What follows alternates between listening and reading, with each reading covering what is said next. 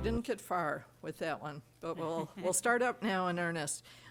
Ms. Cicchetti, if you would please call the roll. All righty, good morning. Chair Lieber, Here? Vice Chair Gaines, Here. Member Vasquez, Present. Member Schaefer, Present. Deputy Controller Emron. Present. Thank you. Ms. Cicchetti, if you would make your announcement about the parameters of the remote location. All righty. If in fact we have someone who is a board member attending the meeting by teleconference from a remote location, the member shall disclose whether any other individuals 18 years of age or older are present in the room at the remote location with the member, and the general nature of the member's relationship with such individuals. Okay, thank you. Members, the quorum is present, and the board meeting is now called to order. We will start with our Pledge of Allegiance, and Vice Chair Gaines, if you would lead us in the pledge.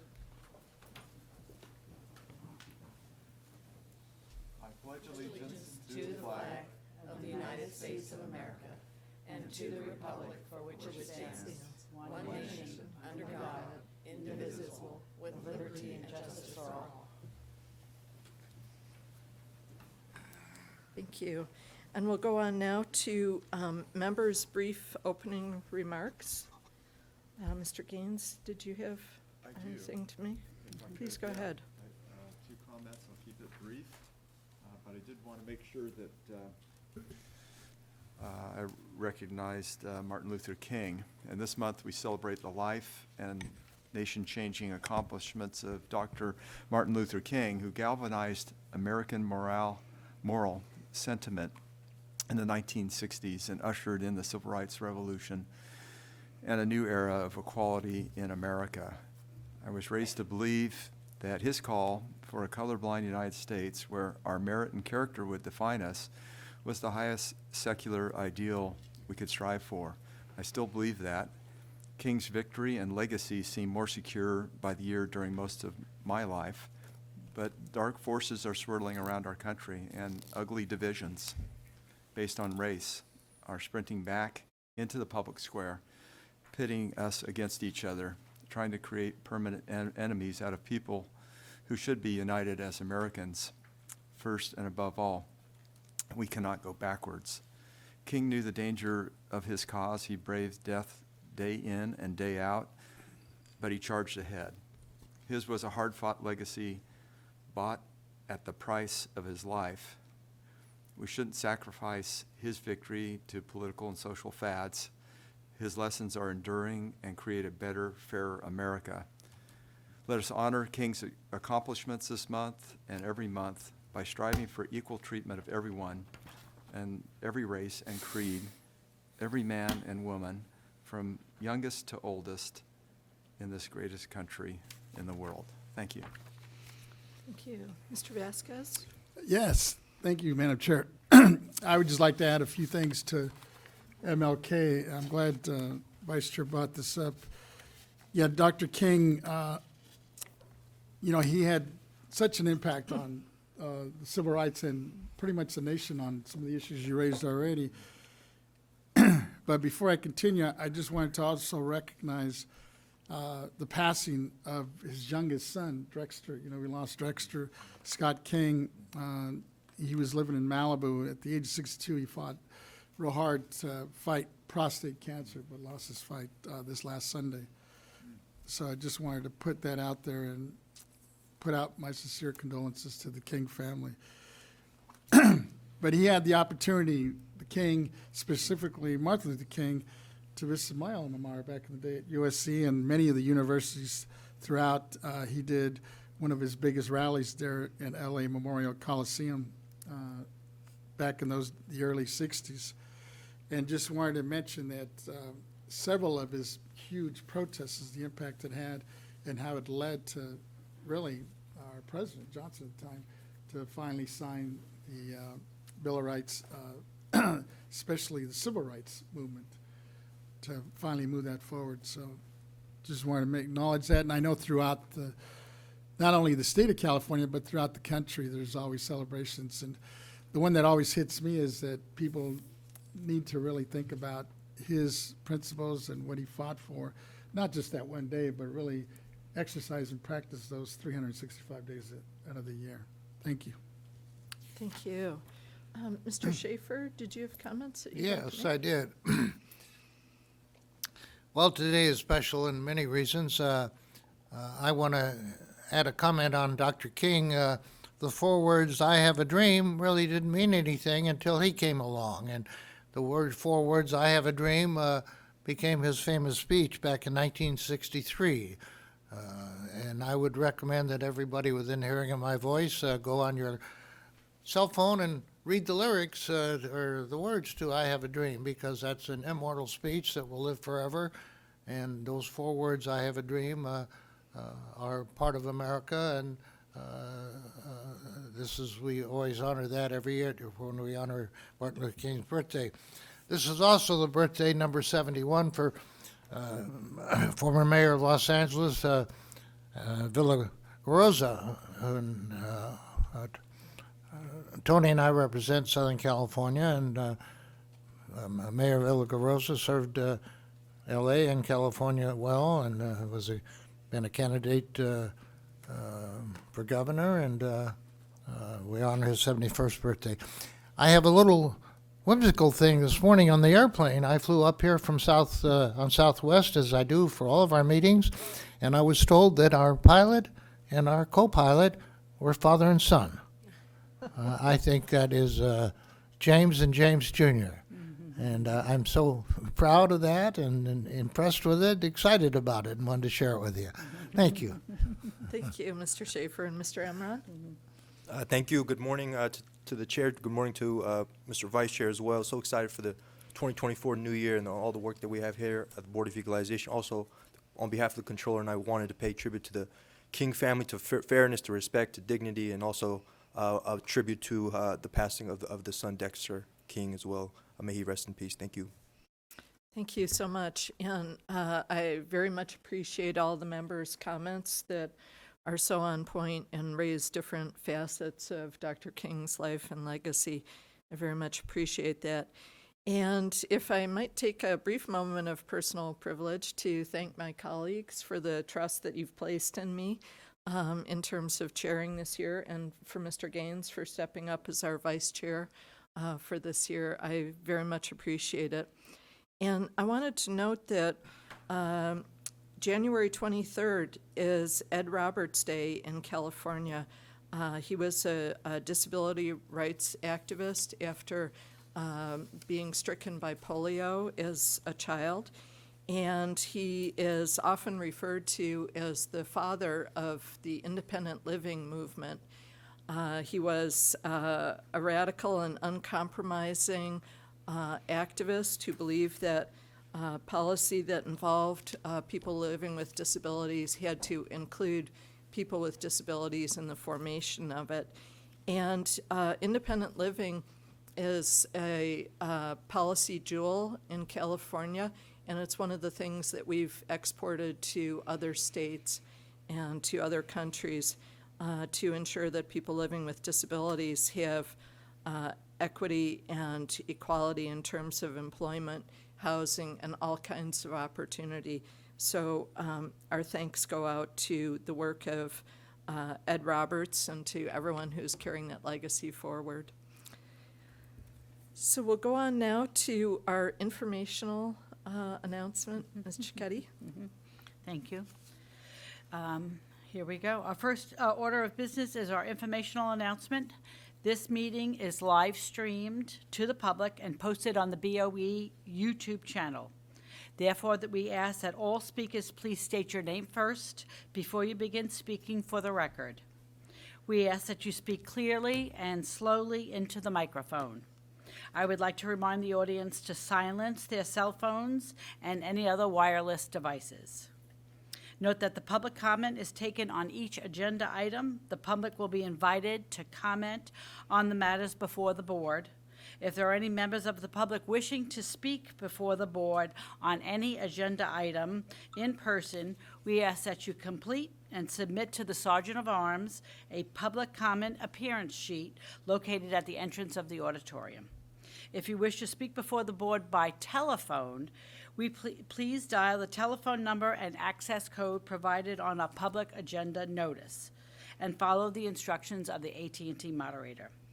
If you intend to make a public comment today using the AT&T moderator, we recommend calling or dialing into the meeting on the teleconference line before the beginning of the agenda item that you wish to comment on.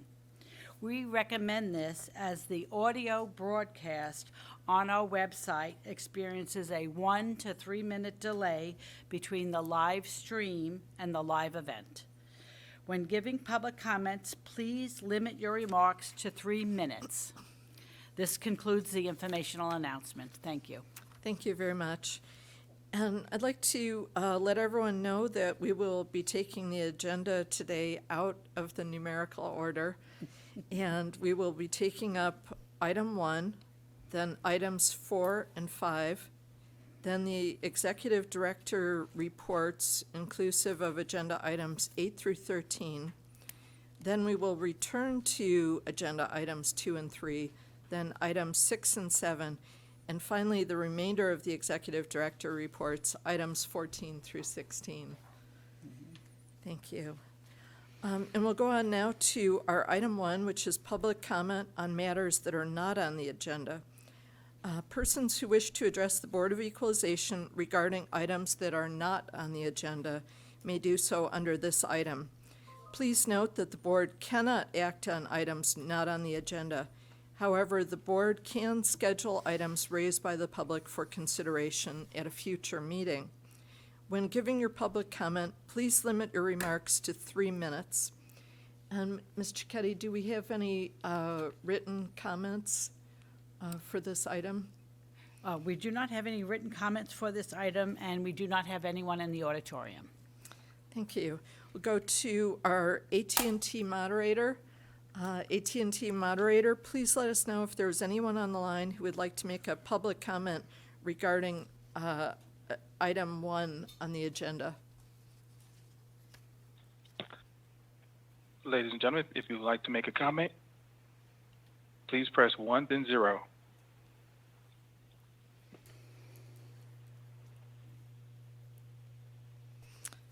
Okay, hearing, There are no comments. thank you very much. And we will go on now to item 4, which is our chief counsel matters. Public hearing on property tax rule 192. We have a presentation by Mr. Lujan.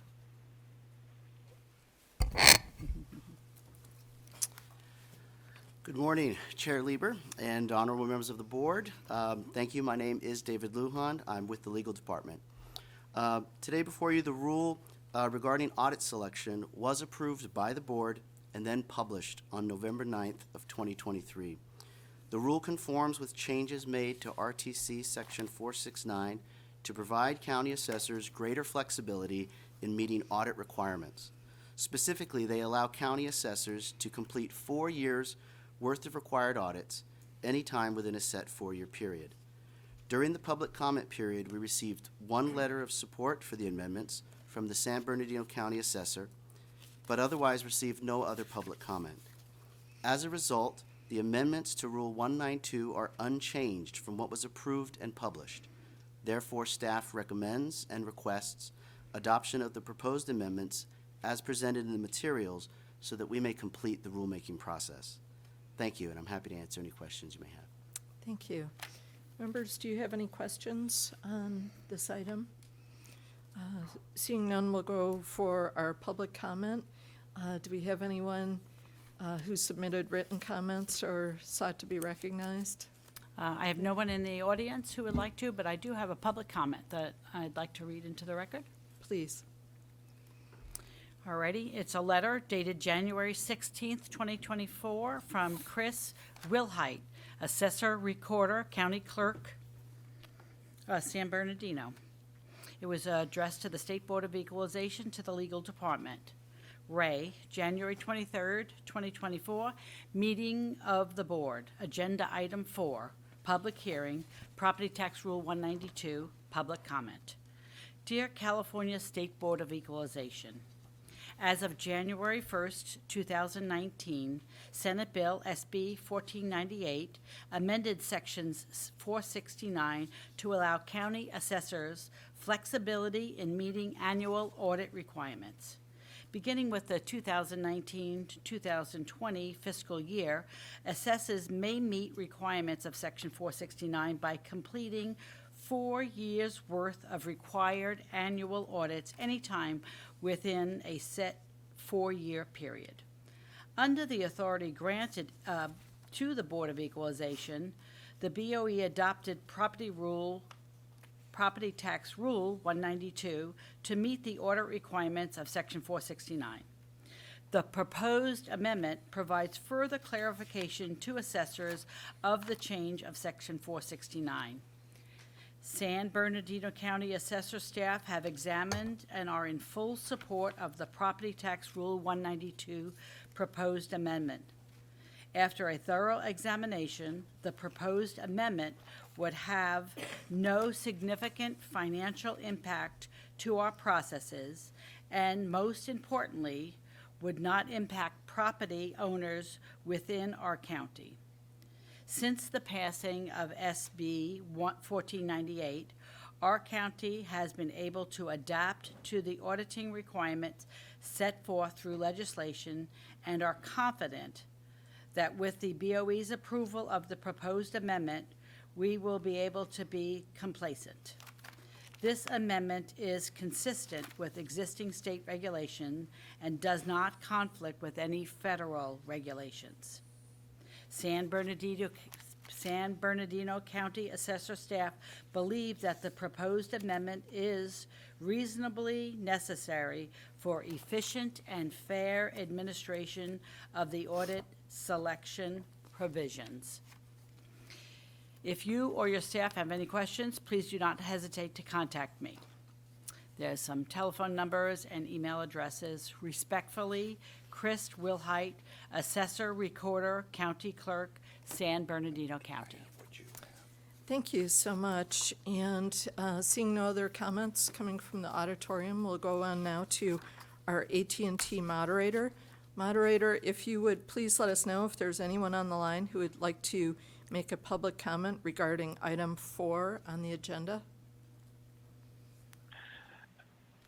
Ladies and gentlemen, on the phone line, if you'd like to make a comment, please press 1 and 0.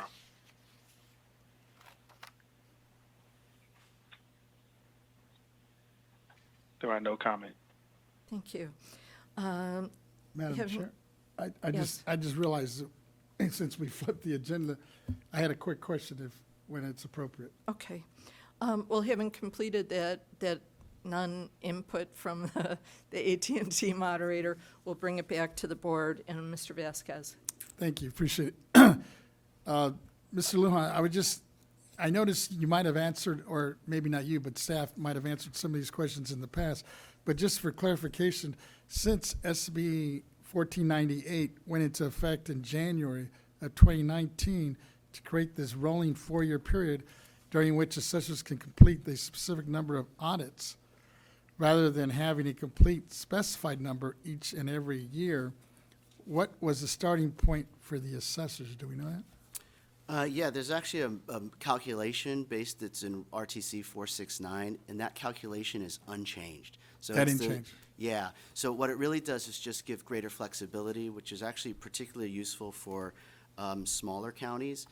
They would have to normally hire, sometimes they don't have like an auditor on staff, so they'd have to hire someone every year. This actually benefits them because now they can just hire somebody once instead of 4 times.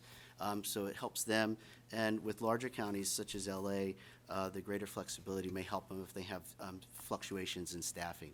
But it doesn't alter the number of audits or the audit requirements, it just gives the assessors greater flexibility. And since that's been put into effect, do we know what type of impact it's had on the assessors, positive or negative? Well, we saw the letter of support. We didn't really receive any other public comment, but my understanding is that it seems to be working well and it is well received. Thank you. Great, thank you. Well, we can go ahead to take a motion on this. And the recommended motion is to adopt the amendment of Property Tax Rule 192 as recommended by staff. So moved. Mr. Vasquez moves. And Mr. Gaines seconds. Mr. Keddy, if you'd like to call the roll. Chair Lieber, Aye. Vice Chair Gaines, Aye. Member Vasquez, Aye. Member Schaefer, Aye. Deputy Controller Emron. Aye. Great, the motion passes. Thank you, members. And we'll go on now to item 5, which is our consent agenda. It's comprised wholly of the minutes of the December 12th, 2023 board meeting. And I guess we can take a motion on this before going to public comment. So move. Correct on that? Mr. Schaefer moves approval of the minutes. Mr. Vasquez seconds. Mr. Cuddy, do we have any written comments or anyone in the auditorium hoping to comment? I have no one in the auditorium, and we have received no written comments on this item. Okay, we'll go ahead to our AT&T moderator. Moderator, is there anyone on the line who would like to make a public comment regarding item 5 on the agenda? For anyone on the phone line, please press 1, then 0.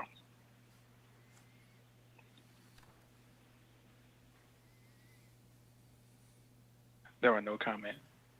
Okay, thank you.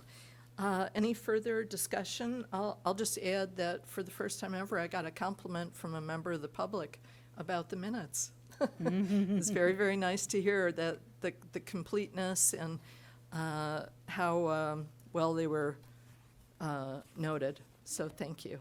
And Mr. Keddy, if you could call the roll. Chair Lieber, Aye. Vice Chair Gaines, Aye. Member Vasquez, Aye. Member Schaefer, Aye. Deputy Controller Emron. Aye. Great, the motion carries. And we'll go on now to item 8 and start our executive director reports. Ms. Towers.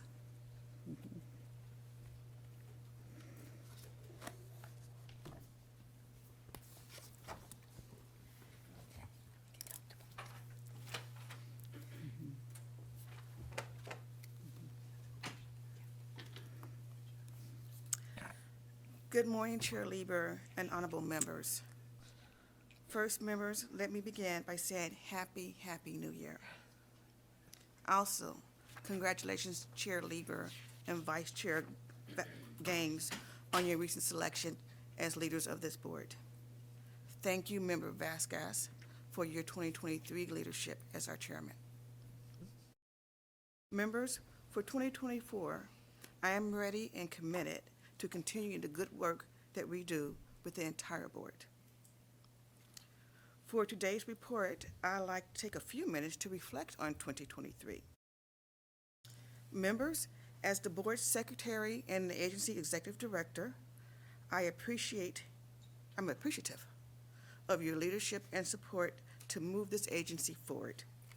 Further, I am honored to work with a team of extraordinary people, the employees of the State Board of Equalization, whose professionalism, expertise, and dedication to the successful administration of our programs continues to impress me daily. Staff has been reporting on their progress and work activities throughout the past year, and now I would like to highlight some of our 2023 accomplishments. Starting with Board Proceedings and Support Service Division. Board Proceedings and Support Service Division did an excellent job.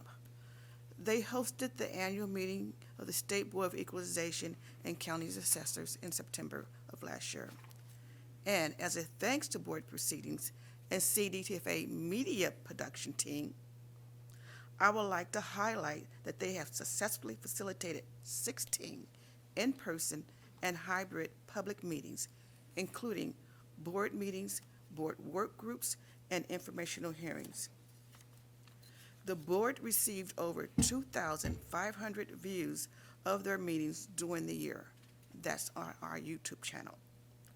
Board Proceedings and Support Service has prepared and submitted 73 purchase and contracts requests, prepared and facilitated and submitted 50 hiring packages, and completed the onboarding of 29 employees new to the agency, and an increase over last year, 2022.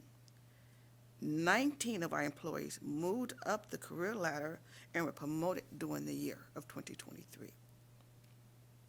Let's talk about the Property Tax Department's State Assessed Properties Division.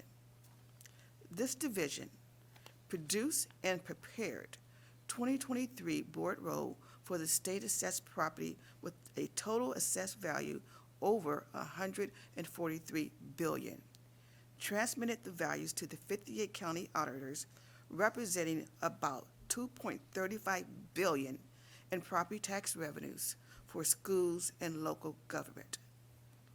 Produced and prepared for adoption and billed the 2023 private railroad car tax roll for a total amount of over $10.3 million that would go to the state's general fund. They successfully completed 24 state assessed property appeals, completed 17 property tax audits, and physically inspected and valued over 9,500 state assessed land parcels. Processed 1,899 statement of land changes and coordinated the corresponding assessment jurisdictions for each change within the 58 county assessors. Processed 251 jurisdictional boundary changes, resulting in over $593,000 in revenue, again, to the state general fund. And produced the 2023 valid tax rate area list with 61,712 tax rates areas. Okay, what about the county assessed property division within the property tax department? As part of our oversight role, the County Assessed Property Division published 12 surveys, samplings, which are, as we know, compliance audits. Surveys, compliance audits, surveys. We audit. They issued 56 letters to assessors and 24 assessors county items, assessor-only letters. These letters, as we know, are guidance to the assessors, part of our oversight role. Responded to over 13,000 property tax inquiries from stakeholders. These inquiries, 11,918 were by phone call, 1,545 web inquiries, 56 letters, and 228 faxes. That shocked me because I thought fax was an outdated technology, but it's still here and we do use it. We at least respond. The County Assessed Property Division issued 348 permanent and advanced appraiser certifications and 5 permanent advanced assessment analysis. That's 353 certificates. That means 353 county employees or state employees, BoE employees, became certified to place value on the roll. That means that our training program is excellent. Let me explain why. In 2023, they provided training to 788 students in 23 different virtual courses and 9 in-person courses. 263 students received training through our American River College course and Sacramento State University. And 395 students participated and was graded in our online self-study session. They issued 615 organization clearance certificates and 334 supplemental certificates for the welfare exemption. Staff improved procedures and streamlined process to reduce the turnaround time within 1 month. Members, as you know, this increase in efficiency is a result of the good work we did on our welfare exemption process improvement study that staff reported on in 2022. The County Assessed Property Division discovered and reported 620 change in control and 400 change in ownership to the county assessors, resulting in reassessment of the California real property held by such entities. The County Assessed Property Division released the first electronic form, the BOE 100B, Statement of Change in Control and Ownership of Legal Entities, on our website so that taxpayers can complete, sign, and submit the form electronically. Staff is also near completion of the process for 6 more forms that will be filed electronically. These forms relate to the BOE welfare exemption and should be on our website the first quarter of 2024. Secret, it's already up. As part of our co-op agreement with the California Franchise Tax Board, the County Assessed Property Division collaborated with FTB to revise the questions pertaining to legal entities with California real property on all 5 of the income tax returns related to entities, corporate entities. They changed the questions, allowing for the taxpayers to easily respond to the questions on whether or not there was a change in control, which improved our discovery tools for this program. They also updated the assessor's handbooks, assessor handbook sections 531, residential building costs, 534, rural building costs, and 581, equipment and fixtures. Next, our communication department.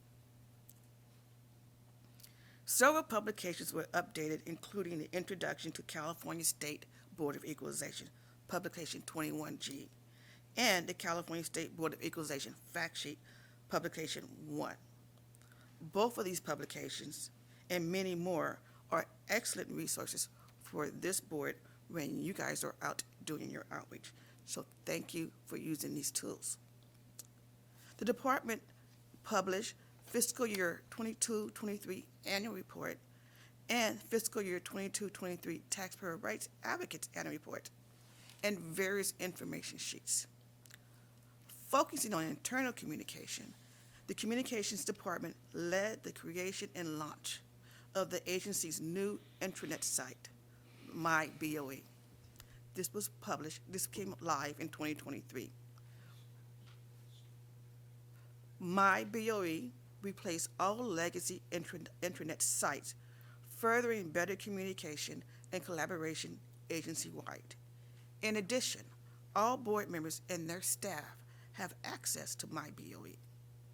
The department has also issued and published 2 editions of the employees' newsletter, BoE Connect, featuring employees, updates, and stories to encourage teamwork and foster a better work environment. These newsletters are on My BoE. The Communications Department, in partnership with the Taxpayer Rights Advocates Office, had a very successful communication strategy to inform taxpayers and stakeholders about the Taxpayer Bill of Rights hearing.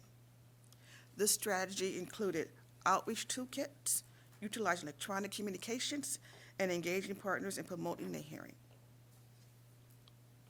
With respect to social media, similar to 2022, there was 7 social media posts on all of our channels in 2023. These posts feature upcoming board meetings and hearings and updates on information about BoE and BoE responsibilities. BoE, thanks to our communications department, is a social media influencer.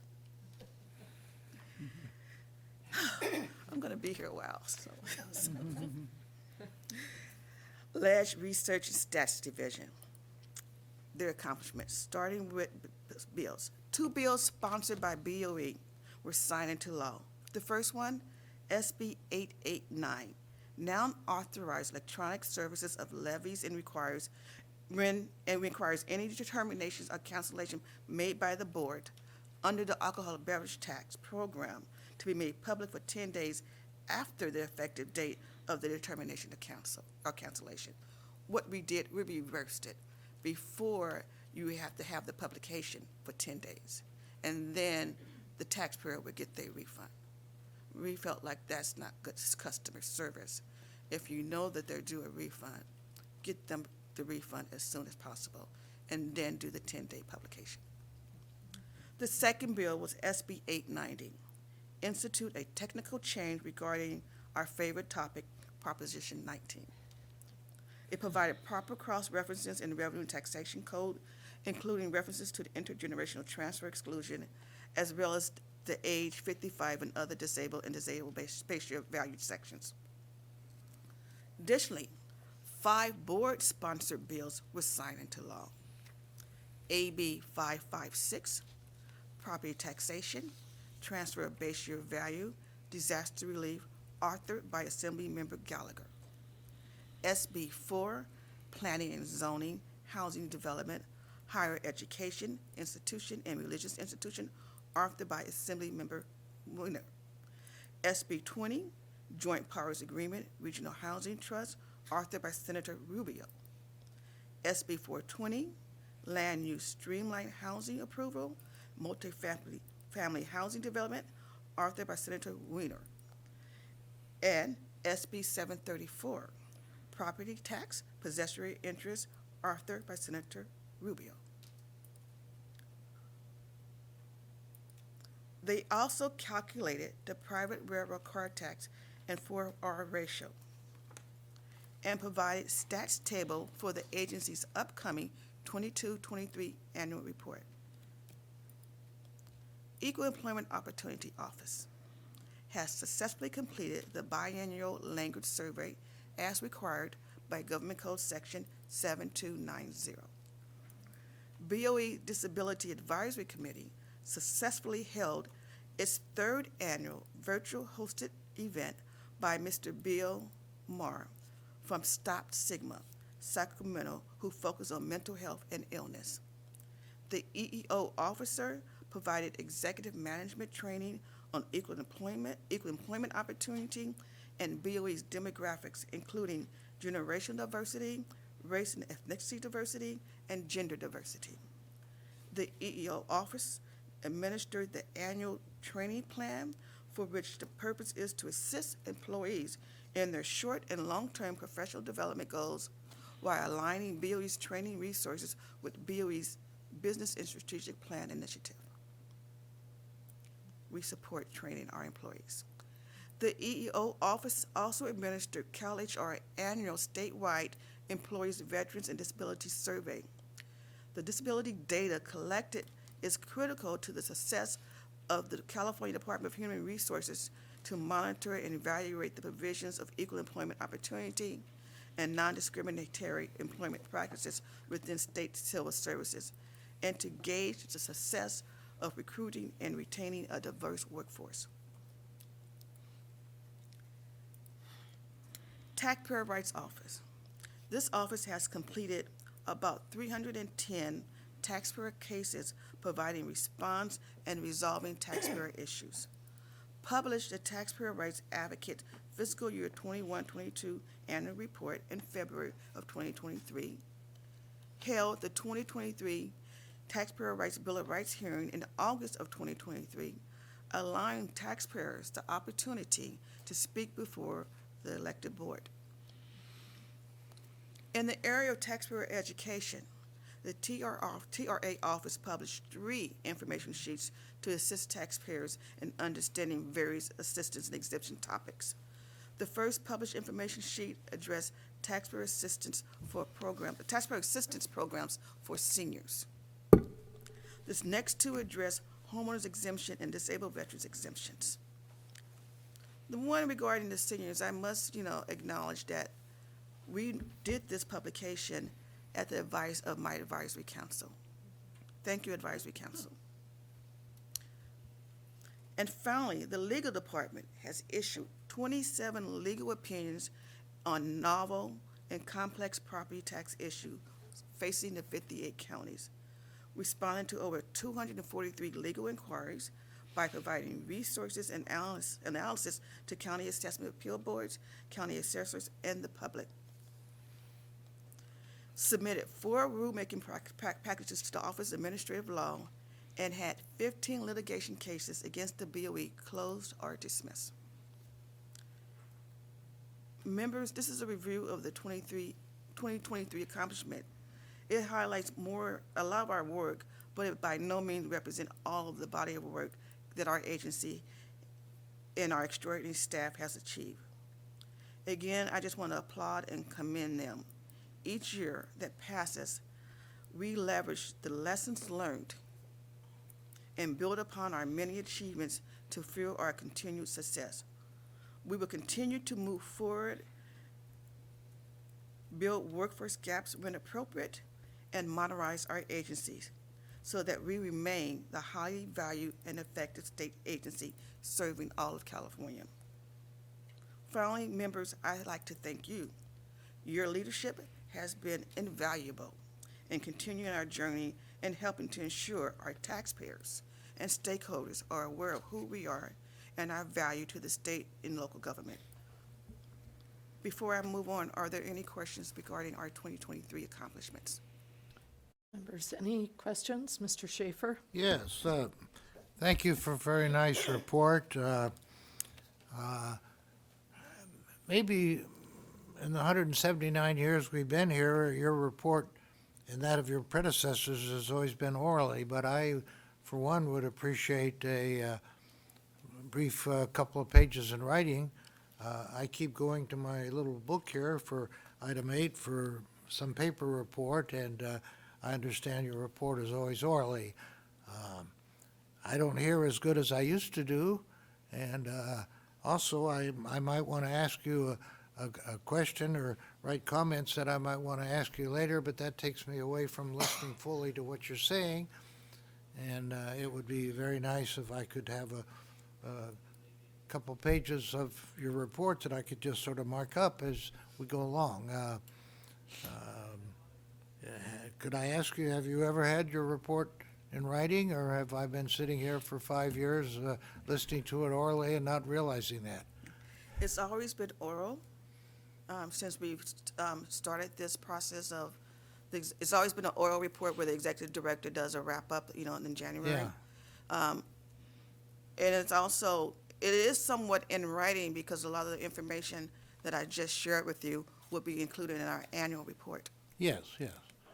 Well, I know we get a report from you regularly, and I would like an excuse to maybe respond to it later after I have a chance to do a little research on issues, and to put the burden on me to make copious notes while we're listening to your report is really more than I want to deal with. So I'm just stating what I'm looking for. Also, I do want us to minimize any duplication. I want to know that when you review the outstanding work of our taxpayers' representative, as you did for a couple minutes, we're not going to be getting the same information from our taxpayers' representative and vice versa. You realize that less can be better sometimes. Thank you. Sir, for your comments. Mr. Vasquez? Mine's more of a comment. I'm assuming you still have more to say on your report, right? I still have more to say on my report, but not on our accomplishments. Well, let me just start with the accomplishment, and I'll hold off on the others. Okay. On the accomplishments, first of all, I just wanted to commend and congratulate the staff and your leadership on this, because I know in reading through it and what you just mentioned, it's pretty impressive. And I know we've covered quite a bit of milestones like you listed already, especially on the legislative side. So, but I had a couple of budget questions, but I imagine you're going to talk a little bit about it later, so I'll hold off on that. Thank you. Thank you. Mr. Gaines? Yeah, thank you very much, Executive Director Stowers, for your presentation of accomplishments. And I just wanted to highlight what's happened with the welfare exemptions and the speed as a result of the reforms done by David Young and you and the entire staff. Very grateful for that, and it just stuck out in terms of the timeline and how reduced it is, that individuals now, or entities now have the ability, nonprofits, to seek the welfare exemption, and that process, which used to take up to 6 months, is more like 1 month time frame. Mm-hmm. And so that's very encouraging when I hear that in terms of our interaction with our constituents and addressing their needs. I also just want to take a moment and thank you for the opportunity to visit. I had a chance to go visit the new hires at the BoE, actually everybody, but we've had so many people that we've hired in the last couple of years that I just wanted to make sure I had a chance to say hello and walk through the office and get a better understanding of the operations and everything that's happening. And we have some challenges in front of us still in terms of trying to satisfy the hiring needs, in particular for the appraiser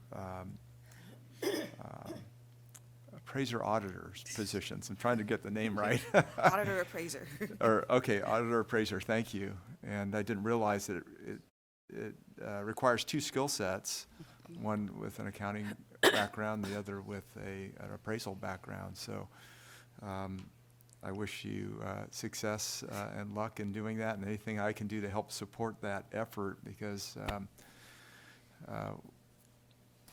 we've got challenges before us in terms of, and I know you're trying to resolve them in terms of having the right steps that satisfy talent that we have within our agency, so that people aren't having to perhaps leave the BoE for other opportunities. So, Thank you, sir. Yes. yeah, thank you. The staff really enjoyed your visit. They're still talking about it, so thank you for taking time out of your busy schedule. Absolutely. I recommend it for my colleagues too. If you wanted to say hello to folks, That's great. it was wonderful. Yeah. Thank you. Thank you. Mr. Emron? Thank you, Madam Chair. I want to also commend you, Executive Director Stowers, for the great report. I think when you highlight 2023, it just shows how much incredible work this agency is doing. I think this agency is building. It's getting quicker in the response times, and I really do believe the sky's the limit. So thank you, Madam Chair, and thank you, Executive Director, and the entire staff. Thank you. And I too wanted to add my thanks and congratulations to Executive Director Stowers and all of the staff. That is just a truly impressive list of accomplishments, and often moving through difficult areas to get to them and to deliver a real benefit to taxpayers and to our state overall. So thank you so much for that. I really, as I'm trying to be a good ambassador for the BoE out there, I often say that we're lean and not at all mean. And I think it really points out how much service is given, how many questions answered, particularly for the smaller counties that maybe don't have the staffing and don't see every single rare case coming forward, and to be able to offer the technical assistance to them, as well as taxpayers individually, just really excites me, and I think it's very, very impressive. So thank you so much. Thank you.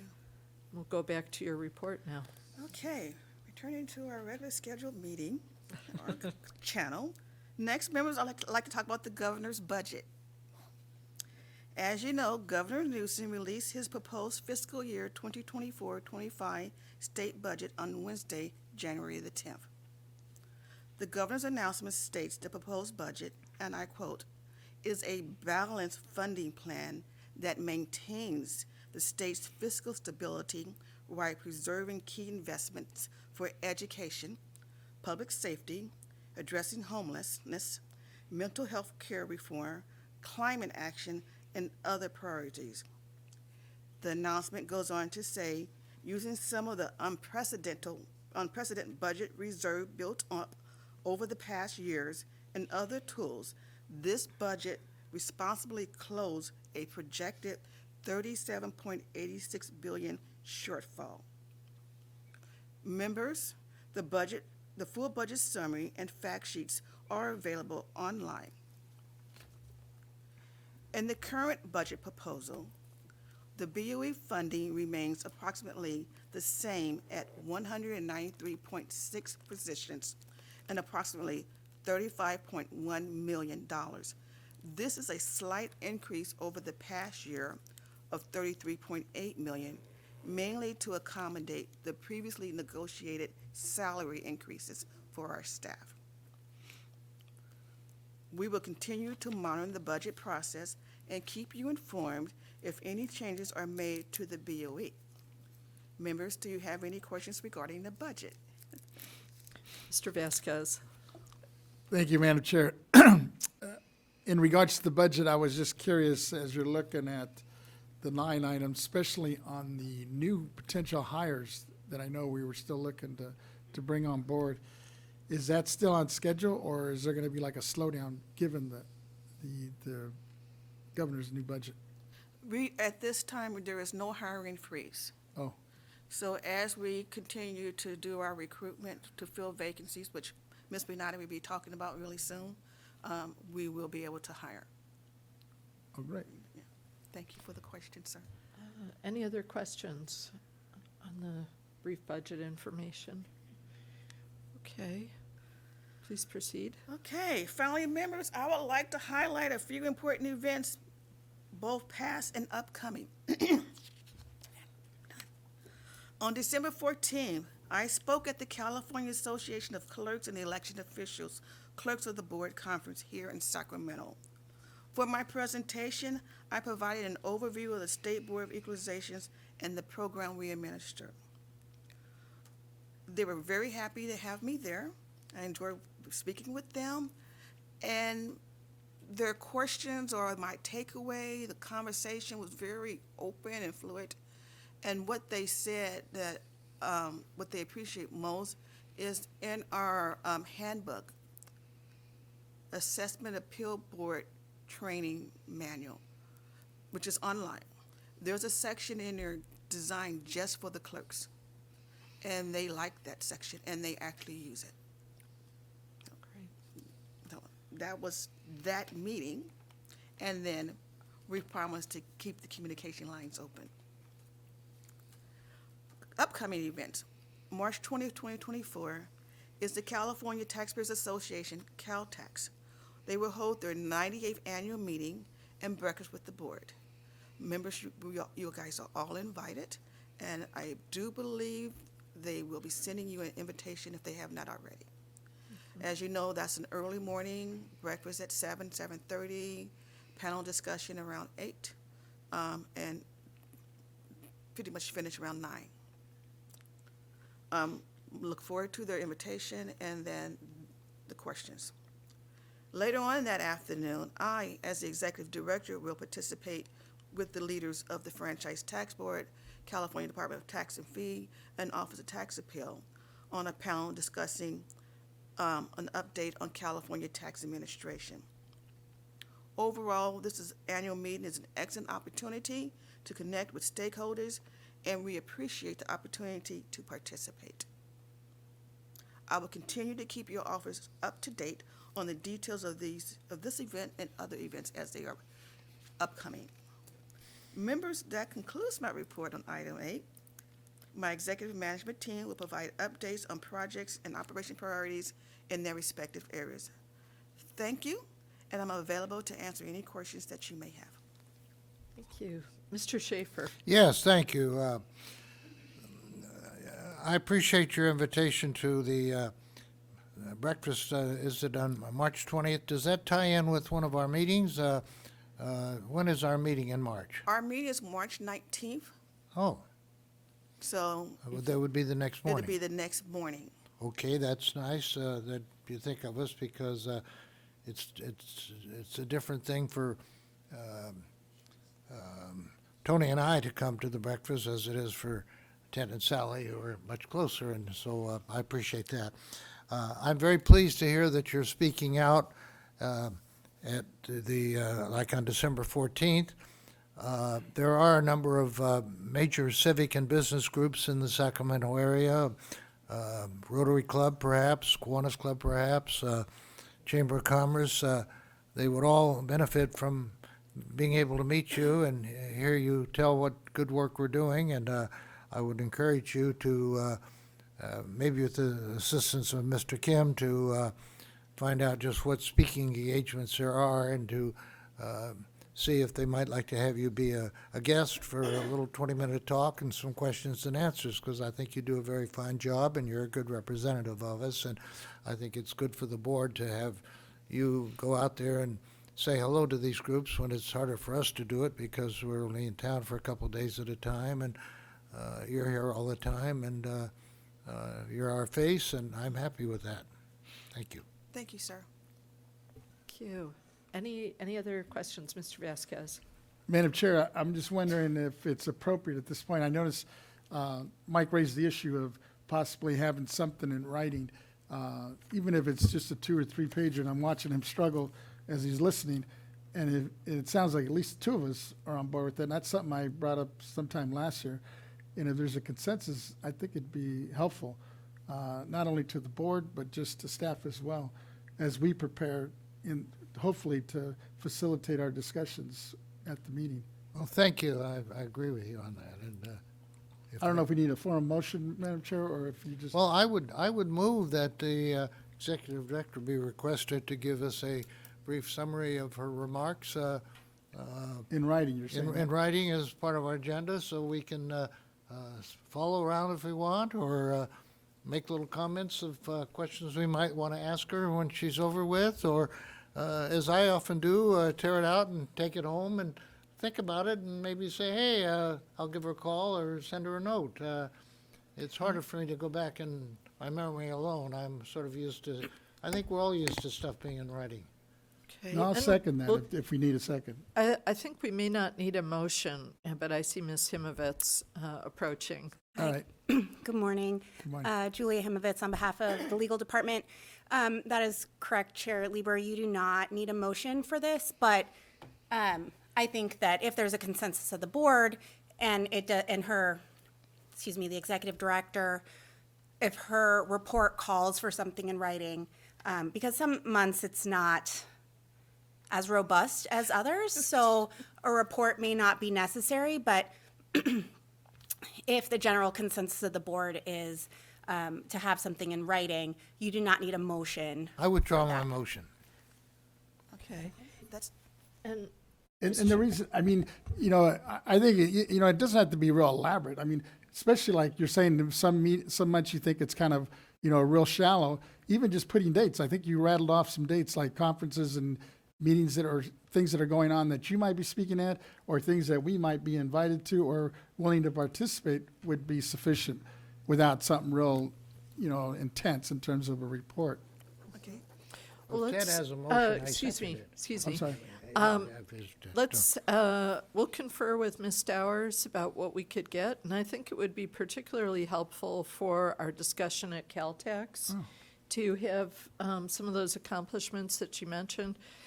I was actually intending to go back on YouTube and take some crib notes after this meeting, but I'm sure that Ms. Towers could give us a better formatted kind of a thing. And if it doesn't infringe too much on the annual report and Okay. things like that. Thank you, members, for your comments. I will, I always do it in reverse order. As far as the 2023 accomplishments, I will get you a high-level memo that you can refer to for your Caltex meeting.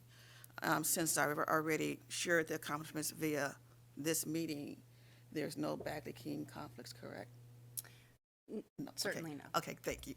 And then as far as my future reports, I will work with the chair to see how I can provide you with at least a template on what I'm going to be talking about. And when there's upcoming events, I will put that in that template as well. Thank you so much. I'm very pleased to hear that.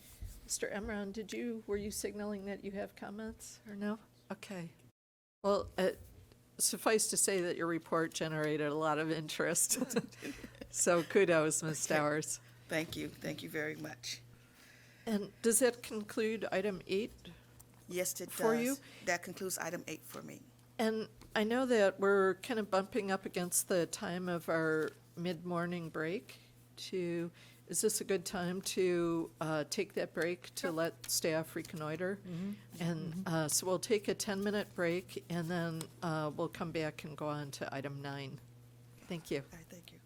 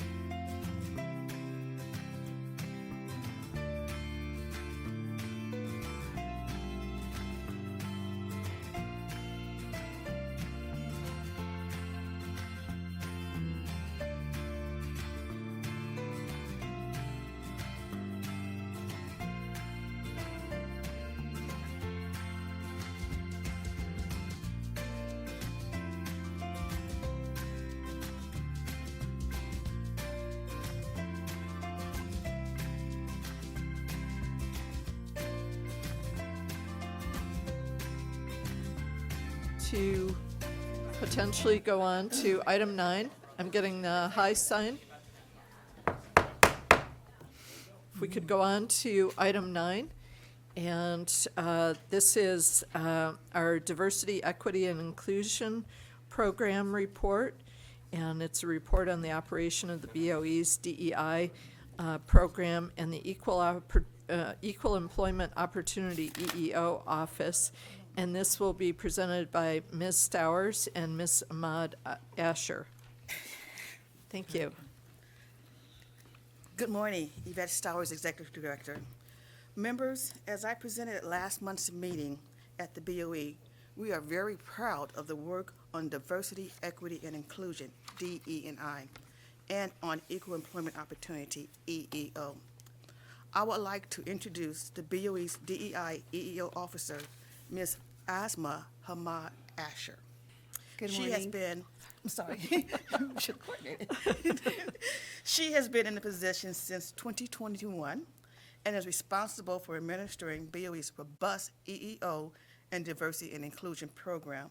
Today, I have asked Ms. Ahmad Asher to give a brief presentation highlighting those programs and the many ways we incorporate DE&I in our operations. With that, I will now turn it over to Ms. Ahmad Asher. Thank you. Good morning, Chair Lieber and honorable members. As Ms. Stowers stated, my name is Asma Ahmad Asher, and I am the BOE's Diversity Inclusion Officer and Manager of the EO Office. Thank you for the opportunity to present to the board on BOE's efforts on diversity, equity, inclusion, or DEI. Next slide. Today, I will briefly go over what diversity, equity, inclusion is, why DEI matters at BOE, a comparison of California census data with BOE's current workforce demographics, an overview of BOE's diversity and BOE's current DEI initiatives. Next slide. Members, as you may know, diversity is more broadly defined than just race and gender. Diversity is a mixture of differences, similarities that make us unique. This includes values, preferences, belief, backgrounds, experiences, and indeed our obvious physical attributes such as race, color, age, gender, height, weight, disability, whether it's physical or invisible, in our behaviors. Essentially, diversity is all the collective attributes that make us who we are. On September 16th, 2022, Governor Newsom issued Executive Order N-1622, which directs state agencies and departments to advance equity and inclusive practices in their mission, policies, practices, and help expand opportunities for all by addressing disparities and unequal circumstances. However, at the end of the day, embracing DEI must go beyond complying with the executive order and statutes. It's about creating a culture of belonging and a work environment that is inclusive, collaborative, and equitable. Next slide. Members, this slide provides the reasons why diversity, equity, inclusion matter at BOE. DEI matters because it reflects California's rich diversity, as California is one of the most diverse states in the United States. As one of California's tax agencies, fairness and equity in tax administration is critical, and a commitment to DEI principles reinforces BOE's dedication to treating all taxpayers equitably, regardless of their background or socioeconomic status. Recognizing DEI helps address disparities and make efforts to address any disparities in our diversity. A diverse workforce brings a broader range of perspectives and experiences, enhancing decision-making and community trust. Diverse teams are often more innovative and creative. Valuing diversity helps recruit and retain talent, and the BOE takes pride in its inclusive work environment. We must recognize that BOE's demographics and needs constantly evolve, and BOE is open and adapts to that change. Next slide. Members, as you can see here, this slide compares the racial and ethnic diversity of current BOE employees with the most recent California census. We are similar to or exceed the state's demographics makeup in certain races, and the data indicates that we recognize and continue our recruitment planning and activities by casting a wide net to the underrepresentation categories so our workforce may more closely reflect California's rich diversity. Next slide. This slide illustrates BOE's generational diversity, and it's similar when compared to all state employees. The BOE has done a good job retaining its baby boomers and recruiting Generation X in more significant numbers than other state agencies and departments. And we are working hard to prepare for the generations to come, including Generation Z. This data also shows that healthy generational diversity and a coexistence of multiple generations at BOE, each having their own distinct experiences, values, communication styles, and work preferences. BOE embraces and recognizes that each generation brings its unique strengths, preferences, and expertise, and we work hard to ensure that we create a harmonious and inclusive work environment. Next slide. This slide compares all state employees who identify as male and female, statewide versus BOE. As you can see, the BOE is similar to all other state departments and agency employees. Next slide. This slide shows the percentage of all state employees who identify as having a disability versus data collected from BOE employees. Compared to all state department and agency employees, BOE exceeds the statewide average, which demonstrates BOE's commitment to DEI principles and merit hiring. At BOE, we provide all employees with access to reasonable accommodations to assist them in performing their duties and provide ergonomic work environments to ensure safety and wellness. Since 2021, the Disability Advisory Committee has held several agency-wide events where invited guest speakers have spoken on various issues such as vision and physical impairments, mental health, and mental illness. Our partnership with local colleges and communities, especially with the Los Rios Workability Program, have further broadened our outreach efforts to ensure that a diverse candidate pool and those who have disabilities. Next slide. This chart is a comparison of all state employees who self-reported as veterans compared to BOE employees. Multiple factors are included in this comparison, including retirements. At BOE, we use this information to do targeted outreach for recruitment, including veterans organizations, career fairs, professional groups, and etc. Next slide, please. Members, now I will briefly go over and share what BOE's current DEI initiatives are. Recruitment and hiring practices. The BOE established a recruitment team, developed recruitment materials, and implemented strategies to attract a diverse pool of candidates. DEI training. BOE has instituted mandatory DEI training for all employees to raise awareness, build a cultural competence, and promote inclusive behavior to ensure employees can effectively interact with diverse colleagues and exemplify inclusive leadership. BOE also provides additional DEI training classes for professional development to our supervisors and managers. Diverse hiring panels. BOE ensures diverse representation on hiring panels to minimize unconscious biases during the selection process. Employee resource groups. At BOE, we support and promote the establishment of employee resource groups, or affinity groups, for employees from different backgrounds. BOE established a diversity inclusion committee, which supports diversity by working with the EO office, management, and employees to ensure an open and inclusive workplace. BOE staff also participated in a diverse cookbook project where employees shared their favorite cultural, ethnic, and family recipes. The BOE also has a disability advisory committee. This committee is comprised of BOE employees who serve as the advisory committee and body to the executive director and the EO office to enhance employment and promotional opportunities and provide equal access to services and benefits for BOE employees with disabilities. DAC has also been tirelessly bringing awareness to BOE on disability through its guest speaker events. Inclusive policies and practices.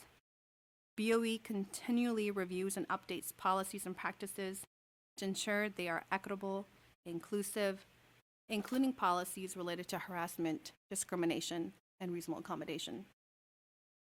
Employee surveys and feedback mechanisms. The BOE office regularly solicits employee feedback through surveys to gauge an effectiveness of DEI initiatives and identify areas for improvement through effective onboarding. As head of the EO office, part of my role involves welcoming, organizing meet and greets, sessions for new employees, including them in what BOE's commitment is to DEI and offering them resources provided through my office. Additionally, I facilitate exit interviews for departing employees to gather valuable feedback on their experiences at BOE. These discussions allow our employees to share insights on our agency's performance and suggest ways to enhance our practices, as their feedback is invaluable in our ongoing efforts to improve our organization while feeling valued and heard. Workplace flexibility. The BOE supports work schedules to accommodate employees' diverse needs, allow telework schedules for employees, and provide reasonable accommodations to meet the needs of every employee. Accessibility and inclusion. The BOE ensures all physical spaces, digital resources, and communications are accessible to individuals with disabilities. These efforts foster inclusion and ensure all employees and those whom we interact with have access. Equity and service. We apply DEI principles in delivering service to the public, recognizing that BOE also serves a diverse group of taxpayers. Next slide. BOE's continued commitment to DEI includes monitoring and recognizing the strength of diversity in our workforce and addressing disparities or inequities within our organization. In addition to the BOE's initiatives, we are dedicated to assessing BOE's underrepresentation, ensuring a continued leadership commitment, DEI education and training, clear policies and procedures, utilizing our employee resource groups, transparency and information sharing, and continuing to incorporate the feedback we receive.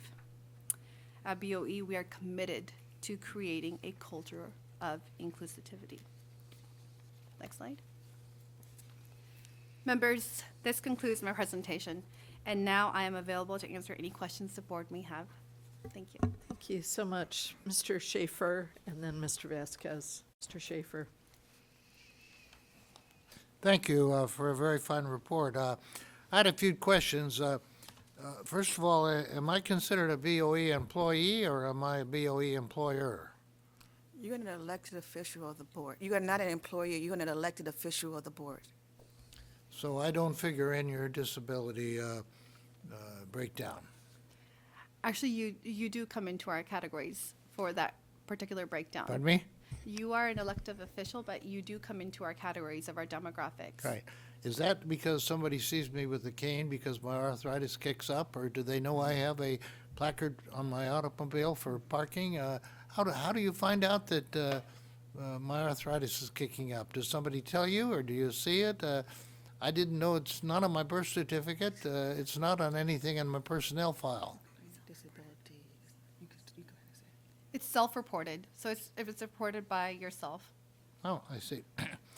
I noticed for veterans, the state employs 4.7% veterans, but we, the BOE, employ only 1.4% veterans. I'm always speaking up on behalf of the veterans, and whatever preferences are available to them, I want us to be aware of that. And I assume we are. We are aware of it. We noticed that disparity as well and question, why is it so low? Sure. And we concluded that one of the reasons is that for the work that we do not have veterans with that skill set yet. Most of the veterans they're not veterans yet, they're still serving our country. Thank you very much. And then the final question I had is gender. I notice we break it into male, female. There is a decline to state gender. There's a transgender. Do we recognize anything other than male and female in our reporting, either statewide or BoE? Yes, so this information is collected and gathered by the Kalish R. The information and data that you have in front of you is actually the most recent data that we have. However, effective sometime in November, their Kalish R's reporting forms have been updated, which includes additional options. I have no problem with being much greater female management than male. I know when I went to law school back in the 60s, we had about 5% of our class would be women and 95% men. And today, women are in the majority, and they're some of the finest judges and finest lawyers I've ever dealt with. And so I'm glad to see our statistics are reflecting that. I would think that the state is more male than we are because they have some extremely hazardous occupations like CHP officers and whatnot. And I can see that men are a little more bravado and always have been. And I think that that's consistent. I think working for the BoA is a lot safer than working for the state. Thank you. Thank you, Mr. Schaefer. Mr. Vasquez. Thank you, Madam Chair. And thank you for this presentation. This is real helpful. As I'm looking at this, it is evident that there's a lot that's gone on to this program. And I'm just wondering, is the agency gathering any employee feedback or other performance indicators to measure the current effectiveness of the BoE and the DEE program? DEI, I guess it is. Yes, thank you so much for that question, Member Vasquez. So as a EO officer, I do meet initially on point when new employees do onboard. And when employees do depart our agency, I do have a one-on-one session with them to conduct an exit interview and find out what we can do to better our agency, and comments and any feedback that they have. I'm open to listen to that and implement those by speaking to the executive director to see what we can do to bring those changes. And as I look at this chart, I guess it looks like it was on the number 5, your number 5 slide that has the race and ethnicity diversity. Am I reading this correctly? I guess it's color coded. So looking at the legend here, it has the gray bar being what for example, the Asian population is 15% statewide, right? And then in terms of BoE, there's 21% employees, right? Asian, according to this. So, I'm sorry, go ahead. I apologize. And then I go down to Latinos. You know, they're like 40%, but yet we're only 10%, which is the reverse. I mean, huge reverse. And then I see the other reverse on the white. They're 34% according to the census, 20 census, but they're almost 60% of the workforce. So I guess my question would be, what's the goal moving forward? Well, our goal is to look at what our underrepresentation demographics are and then align those data that we have to bring those underrepresentation categories to our agency. I also want to point out that the title categories of each race and ethnicity does go beyond an explanation of what those categories are, such as the race category of white also encompasses Lebanese, Arab, Moroccan, Irish, and German. So those categories are further than defined as well. And these are also self-reported data that we receive, but we do use the information and data we collect to target what our underrepresentations are and try to bring those diversities to our agency. Appreciate it. Yeah. Anyone else for questions? Mr. Gaines? Yeah. I'm looking at your chart here that has the different highlighted areas for DEI initiatives at BoE, current ones, and how does merit fit into all this? Well, all of our applicants go through a merit hiring basis. Okay. And Everybody goes through that screening of merit hire Okay. basing. Yes. So before any decision is made, they pass through some sort of merit or testing or some sort of category that qualifies them for the position. If I may, sir, exactly. When we look at DEI and diversity, what she was saying, we want to have a diverse work group. And we have our recruitment team that it's a diverse recruitment team, and we go to diverse places in order to get a diverse hiring pool.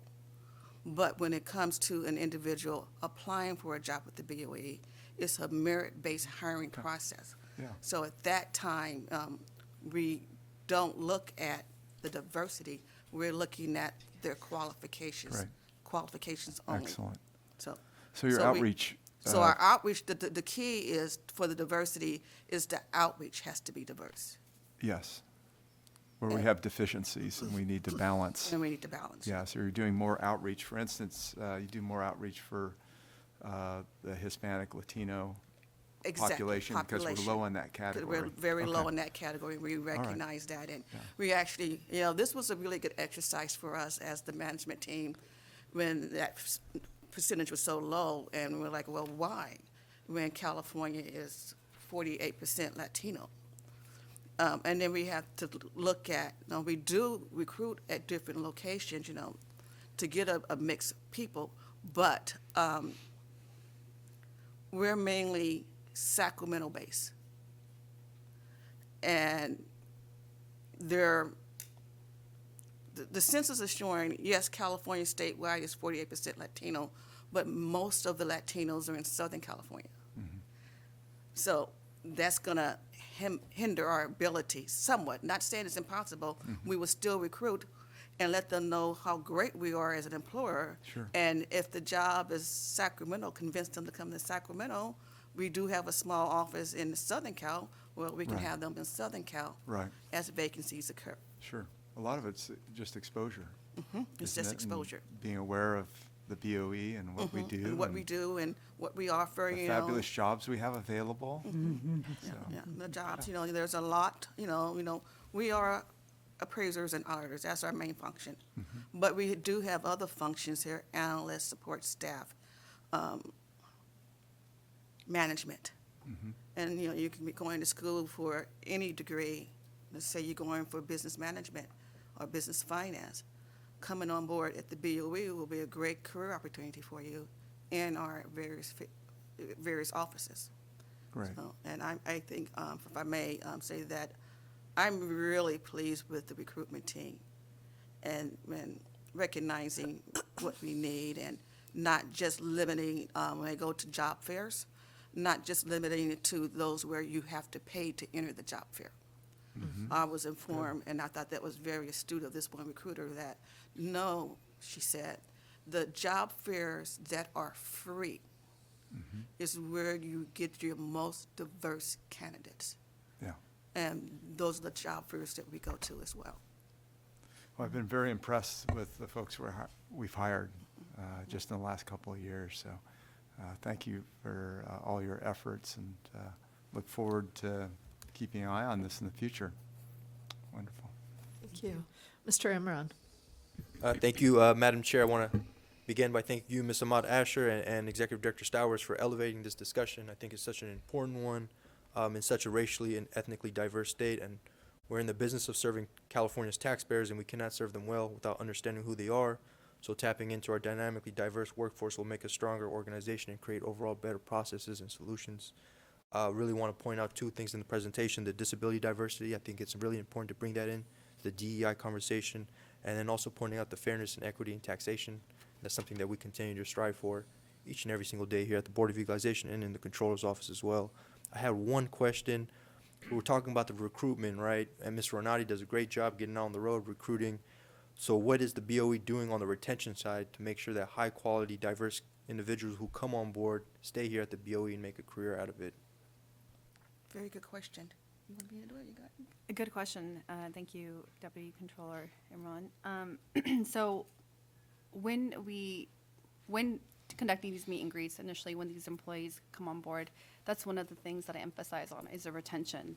And our training does a great job of building that skill set for our employees to be able to take that next step into their career. So as you may know, we've had many recent within promotions that we've had. So that just shows that we are doing our best to train and give those opportunities to our existing employees to retain them.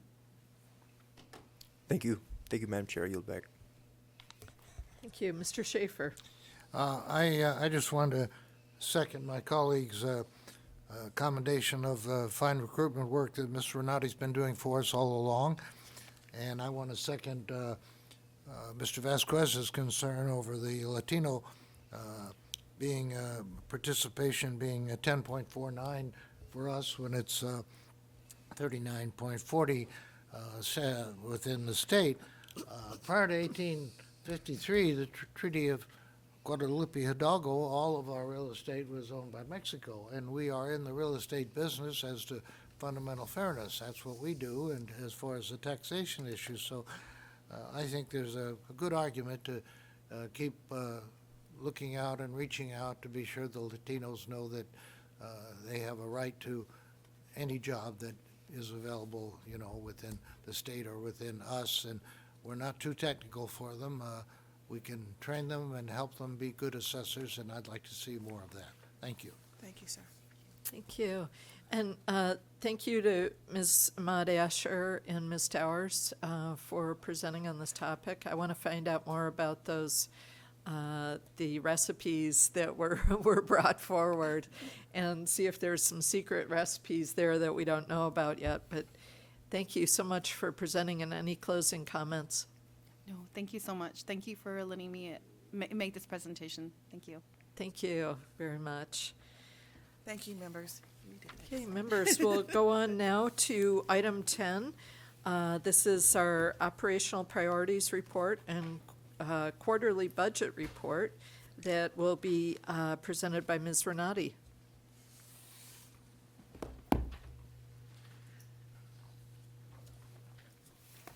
Good morning, Chair Lieber and Vice Chair Gaines and honorable members.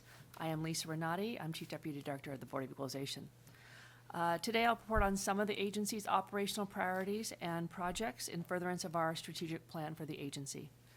The first item is our workforce capacity. Since our last meeting, we have successfully filled 6 positions. 2 are employees that are new to the state. 2 are employees who left BoE and came back home, realizing what a great place we are to work at. 2 are promotions, and that's our new chief positions for our County Assessed Properties Division and our Audit Practices Survey Division. And I'm going to allow Dave to announce those promotions to you in his report, but those 2 positions have been filled. Through consistent and proactive recruitment initiatives, the agency has reduced its vacancy rate to 11%. Yes, 11% went down. Yes, First time I've heard that, no, first time. correct, yes, so we're 11, excited. Wow.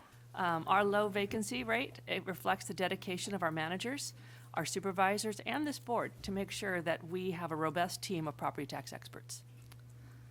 So the next item is workforce development. By statute and civil service rules, state agencies must provide employees with specific training courses. And those are handled by Ms. Ahmad Asher, who you just met. Some courses must be completed annually and others every 2 to 4 years. This includes important topics such as harassment prevention, anti-nepotism, ethics, information security, and the like. To ensure all employees complete these courses on time, we have a training cycle that we adhere to at the agency where every employee in the agency takes the same courses at the same time. Currently, all of our employees, based on the current training cycle, have to complete ethics and harassment prevention by the end of this month. So this is another reminder to anyone listening that your training is due by the end of this month. And I'd like to move on to our quarterly budget report, the second quarterly budget report of the fiscal year. As you know, the general fund provides our funding. We have 193.6 positions for the support of our tax programs. About 85% of that is for personal services, which is our salaries and compensation of our employees, and the remaining 14% is for our operating expenses and equipment, things like our facilities, travel, utilities, and the like. So due to our low vacancy rate, our current expenditure reports are showing that we're going to spend the majority of our personal services budget for the year, which is really good news. We are also on track to spend the bulk of our operating expenses. So we're doing well. We're in the green, I would say. We're not in danger zones anywhere. With that said, on December 12th, 2023, the Department of Finance released a budget letter. It directed all entities under the governor's direct control to immediately reduce current year expenditures in the general fund. So constitutional agencies such as the BoE are exempt from this order. However, the Department of Finance did highly encourage all agencies to comply with the provisions. You know, at BoE, we are committed to efficiency and effective use of funds, so we are voluntarily participating in this program, if it's reducing our cost as it is.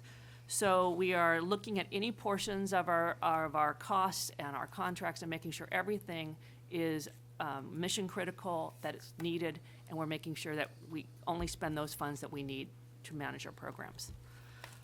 We're also in the process, along budget lines, of obtaining leave reduction plans from all of our employees. Anyone that has vacation or annual leave is a type of leave credit that's in excess of the cap. All those vacation and annual leaves are an unfunded liability for the state. So when people retire or leave state service and they have these high balances, we have to pay the employees out, but it does affect our budget adversely. So we have such a small vacancy rate and we have to pay those funds out of the personal services budget.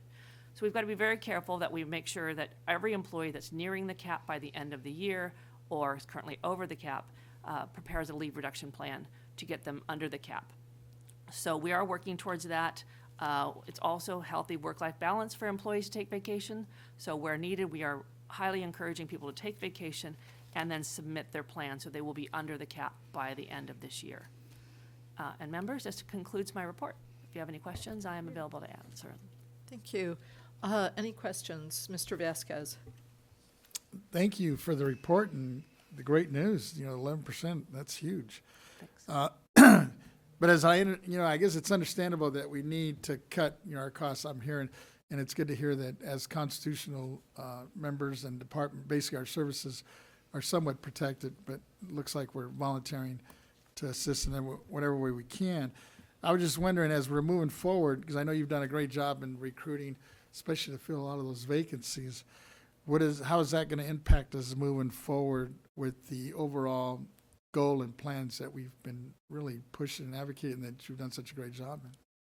Well, as we'll get to a point where we will no longer have vacant positions to fill. Right. We'll have to leave a bit of a cushion. It's called a salary savings. A few positions we won't fill, but it's a good place to be, to have, because you'll have the workforce capacity to train new employees, bring them on board, train them, and as we know, we're going to have people with retirements. As Ms. Ahmad Asher's presentation showed, we have a larger than normal amount of baby boomers still working. We have, compared to the state, we have a lot of Gen X working. So we know we'll have retirements in the future. So as we bring these people in, we train them, they can succession plan, for them to be our next leaders. So it's a great question and something we're thinking about, Member Vasquez, to make sure that we do fill the positions and have what we need in the future. And I'm just wondering, since we just went through this whole COVID situation and there's like a whole different mindset, and I know we had a lot of people really doing telework, right? They were, doing it remotely. How is that impacting our budget moving forward? Because I know there's a lot of people that probably got pretty comfortable in that situation, and I know you're trying to bring back most of the folks back. How's that going? Thank you for your question. Again, a great question. We at BoE, we instituted our telework policy as required in 2022. We have been maintaining that policy since we implemented it with employees can work at home up to 3 days a week. Many of our employees do choose to work at home 3 days a week, and the other 2 days are in the office. So we'll continue that plan as we are now, continue that plan. Many of our employees are auditor appraisers and appraisers. They are working in the field. They're working, so they'll continue that work as well. So we don't see any change for the future. So. Thank you. Mr. Gaines? couple of comments. One is that with our generational issues, the diversity issue would be, I think, resolved too. I mean, as you have baby boomers retiring, and given the change in the complexion and diversity of the state of California, I think that helps solve some of those issues that were discussed earlier. But I also had a question in terms of the positions. We have 193.6 positions. So can you help me understand that? The 0.6. Oh, the 0.6? Well, the 0.6 belongs to board proceedings and belongs to Kathy Taylor, and it's just a portion of a position, so someone that would be hired that wouldn't be full-time. Okay. So in the past, we had positions that weren't full-time, and the positions are determined on personnel years and how many hours it takes certain work, and so it's calculated. Okay. So the 0.6, right. generally we leave it as a salary savings, but if we can, we have offered it in the past to employees that want to work Yes. part-time. Okay. Good. And then also we have a couple of programs that we oversee, but we don't. We're not really doing the collection of. So I'm thinking of the gross premium tax and the alcohol tax. Are those positions handled by the CDTFA or? Yeah, we have a interagency agreement right now for those positions. Yeah. Those positions are currently held at CDTFA, and that's where the funding for those positions is. But there are positions there are programs, and by the IAA, they have the positions. Okay. So they run we interact with them constantly, and we're having a report today you'll have from Ms. Williams. We'll talk about those programs, but So they're not included? they're not included in Yeah. our numbers, no. Okay, very good. And so excited about this 11% vacancy. We've never hit that. Not since I've been here. Yeah. I don't think since my whole career the Yeah. agency's ever Is had that right? 11%. Now, do you know how high it was? I'm trying to remember when we first got I'm gonna elected. look to Kathy. 30s. There was when I got here, there was after the restructuring of the agency, there was a lot of vacancies. A lot of, yeah, A lot of changes. lot of Yeah. change, yes. Yeah, okay. Well, yeah, thank you for that. Appreciate it. Thank you. Mr. Emron. Thank you, Madam Chair. I'll be very brief. The controller and I are very, very impressed. Ms. Renati, we think we're doing an incredible job. I know it's not easy getting on the road, but the recruitment efforts speak for itself, and I think you're making incredible strides here. So just want to thank you again, and also too, just getting the Board of Equalization's name and brand out there. I think it's so important. So thank you again. You're welcome. Okay. Well, thank you so much for your presentation. We really appreciate it, and all your efforts towards recruitment. It really shows. So Thank you thank very you so much. much. Great. Well, we'll go on now, members. We just have about 6 minutes until Mr. Schaefer needs to step out to another facility. And so we'll go on to item 11, our Communication Chief's Quarterly Report, presented by Mr. Kim. Good morning, Chair Lieber and honorable members. I am Peter Kim, BoE's Chief Communications Officer. Today I'll provide a brief overview of some major highlights and accomplishments of the department in the fourth quarter of 2023. I'll also provide a brief recap of the department's work from last year. Members, as you know, the BoE website is a critical tool in communicating and providing essential and up-to-date information to stakeholders and the general public. I'll first begin with some updates to the BoE website. In the last quarter, since the Proposition 19 webpage was launched on November 10, 2020, there have been approximately 605,188 unique external page views through December 31st, 2023. This is an additional 47,917 page views since last quarter.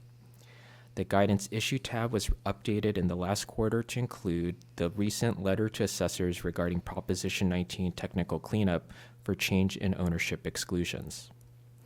Through the board's leadership, a translate button to offer translation to non- or limited English-speaking individuals has been available since June 10th of 2022. The webpage offers 7 language options: Spanish, Traditional and Simplified Chinese, Filipino, Vietnamese, Korean, and Armenian.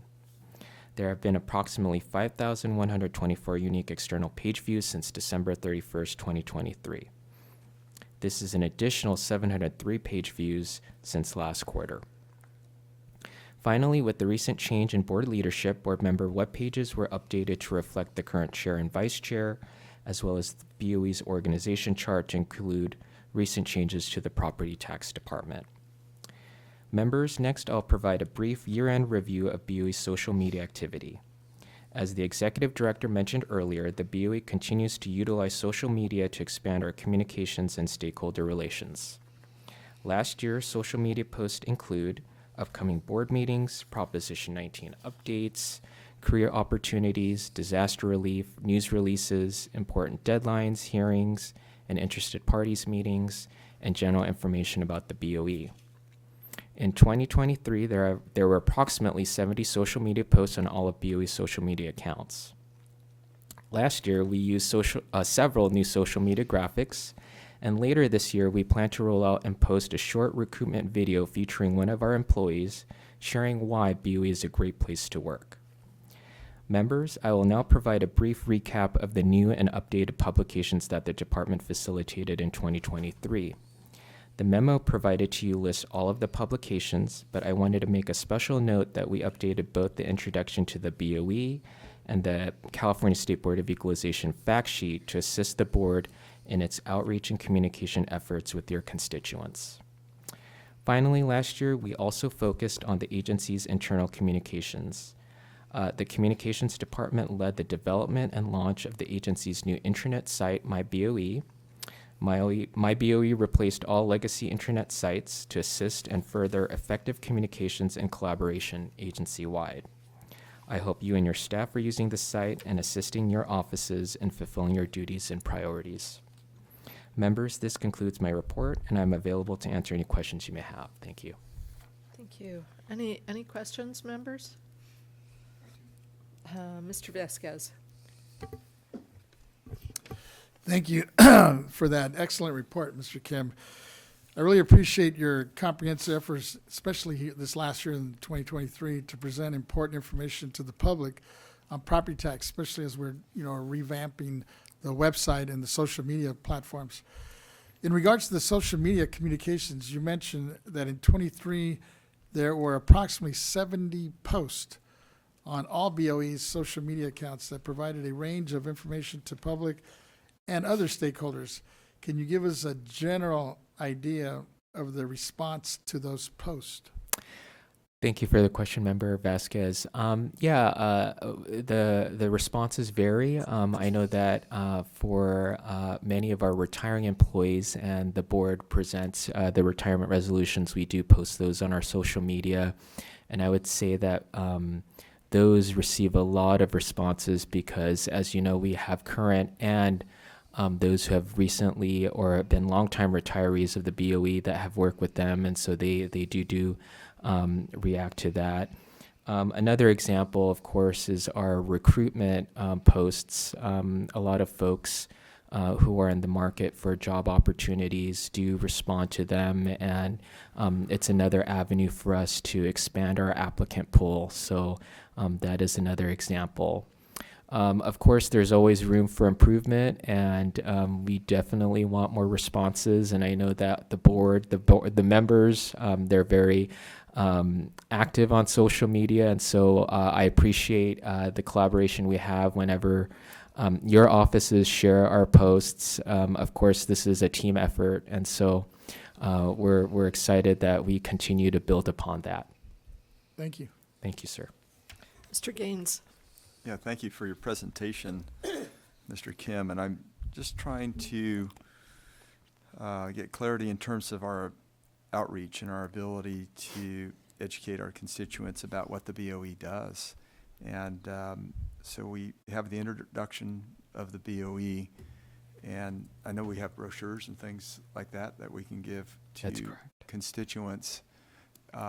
Is there a way to send an electronic version of introduction of the BOE to our constituents? Yes, all of the publications are actually available online already. And so they're in PDF format. If you need any other type of formats, your offices can reach out to me and I could definitely provide those to you and your staff. But yeah, they're available electronically. I know that they're linked to some of your websites. And so it is electronically available, yes. And this may be a question of the executive director, but is there a way that we can, for instance, send out the introduction of the BoE to our constituents? My background's from the legislature, where we had a budget and we could communicate with our constituents. And so we do like a newsletter, and they were all approved through the legislature in terms of what we sent out. But this is informational in nature. I'm just trying to attack this issue where people don't know what the BoE does. Are you referring, when you say, excuse me, Yvette Starr is Executive Director, are you referring to, when you say your constituents, are you saying all 10 million, approximately 10 million that's in your district? Well, maybe not. Or just those who are I know on there's your got to mail be list? some limitation in terms of Yeah. what we can do, but I- doing it I- electronically is a You can pretty definitely efficient send way. it out electronically in your newsletter. That would Okay. be the easiest Yes. way. And those are your contacts. And now, just electronic, I'm gonna call it a mass mailing, but electronic mass mailing to individuals that legal, I don't think that's possible. Yeah, okay. Yeah. So like, I'm thinking like property owners would have. Yeah, that would would create want to a know problem. what was going on Yeah. with the BoE, or a business owner would. That would create a problem with the mailing rules, because we would have to be going into public records to get their address, their email accounts, and then using that resource and we're not communicating with them anyway to send out. You use the voter file Yeah, in the legislature, right? we cannot do that. Yes, elected officials at the legislators have done that in the past, but for you guys to do that would be improper. But you can do it with your newsletter. Okay. And I think there's other creative ways where you can get the word out. It'd be interesting to take a look at how constitutional officers communicate with their constituents, like the treasurer or the controller even. Yeah, There's got to be some sort of avenue, I would think. Yeah, if I may just add, the introduction to the California State Board of Equalization, or Publication 21G, really was not created for any type of mass mailing, if you will. It's more of a informational handout to stakeholders or your constituents, Okay. whether you're out at a community event or if you're speaking to, let's say, a Rotary Club, and they're like, oh, what does the BoE do? Sure. It's a great informational piece. It wasn't really designed for mass mailing. Of course, for electronic communications, you could definitely include it in your newsletter. I know that for certain pages within the 21G, we've posted on our social media as a graphic. So there are many ways we could use it. But it was generated so that the board and the agency could just give a quick brief overview Sure. of what the BoE is, Right. and the duties that we have. Okay. Yeah. But I'm just trying to figure out, I understand your explanation, but that doesn't mean we couldn't create something that we could send to our constituents. And so it's just something I'd like to explore and see if there's any options there in terms of how do we communicate.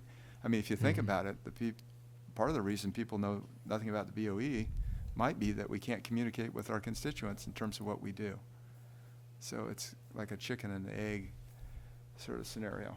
If I may, we could kind of explore that area and see what's possible. And I was informed just this week that there had been a previous attempt to have the county assessors print some information in the property tax bills, et cetera, that they send out about the availability of the TRA office in particular. And So maybe we could explore that with staff about what's possible to get the word out about my BoE and to share some of those without running afoul of the federal telecommunications laws on Sure. non-subscription materials coming at folks. So we could continue to look at that a little bit longer. And Mr. Emron, did you have a comment? Yeah, just a quick comment. And while you do that exploration, I would urge also looking into maybe YouTube and kind of doing a video transcription as well. It's a great way to send a link over to your constituents. Yes. And even if it includes the members, the chair, the vice chair, I think that's a great platform. Thank you for that comment, Deputy Controller Emron. We actually do have a YouTube channel. It does feature all of our board meetings, so you're all featured there. It's part of our archival purposes, but also for any members of the public to watch the board meetings at their convenience. So it is available, yeah. If you're suffering from insomnia, I mean, our duties are very important, but we also, I mean, if you're recording a hearing that's going on for hours and hours, it still presents a challenge in terms of just communicating the basic aspects of what we do and how we can help our constituents. Yeah, and I would just have to add that a lot of the informational hearings that the board has been hosting in the recent years, it's all on there, and I know that many members of the public have viewed them because they're a great resource in terms of property tax law and all of the issues that are at the forefront. So, Okay, thank you. And, Mr. Emron, did you follow up? Yes, one last question. What about for example, the Caltex breakfast with the BoE? Is that something that's on our YouTube channel as well? Yeah, thank you for the question, Deputy Controller.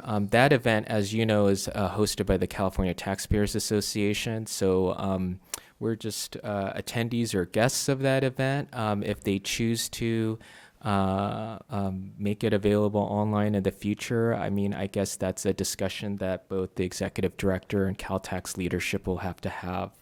And the board, whether the board is willing to do that, because I know that the audience the targeted audience are the Caltex members, so. Understood. Thank you. Yeah, thanks. Great. Okay. Well, thank you so much for your report. We're obviously very interested, so thank you, Mr. Kim, for that.